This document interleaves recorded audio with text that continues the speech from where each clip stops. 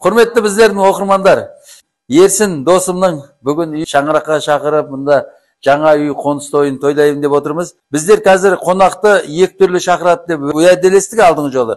Дарақы дастархан менен элит дастархан.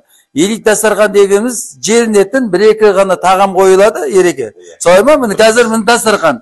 Бәрі нәрсе сиымды. Бір-екі салатымыз бар, бауырсағымыз бар, кішкене етіміз бар. Міне көкөніс. Бір жеті бұрын мен өзім қонақ шақырдым. Дастарханға қойылатын не только сыймайды. Желіне ме, желінбей ме, ысырап жасап, сол нәрсені қазақ еліне біздер ойлап отырмыз. Осы нәрсені қолға алайық. Ысыраптан қашайық.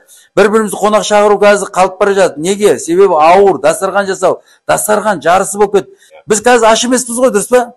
Бір-бірімізді көрісуге, бір-бірімізге әңгімелесуге. Ереке, бұлай алдында айтылғандай